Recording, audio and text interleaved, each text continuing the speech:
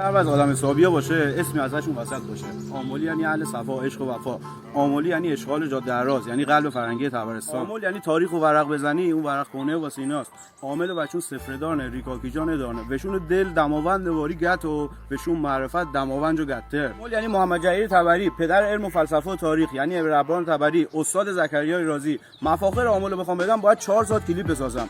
آملی مثل شعرهای طالب قشنگ و مثل زهره عاشق. عامل فرهنگ مازرون گت آورده. گت عامل دریاجو شروع بونه بومای جو تموم. عامل یعنی زیبایی دماوندش، یعنی هزار سنگر، یعنی شاکسر محله، چلاب، قاضی محله، امز عبدالله، مشای محله. دیگه دله ست عاملی راه پیشرفت کندی. عاملی خارج از مازندران پرچمش بالاست، مثل شیخ خلیفه که تو خراسان اون کارو کرد. با عاملی در نیافت، چون مثل قاسم رضایی قوی و مثل هادی سراوی زرنگ. دختری پسر عاملی میگی، پسری دختر عاملی میگی، تا زندگی قشنگ شه. عامل چی شهر فرنگی دو چلچلاتی نازی دو تو امامزاده هاشم جاده هرازی دو خام توصیفا کنم چی عامله گوشادی شهر و کمی هر دله خام توصیفا کنم چی عامله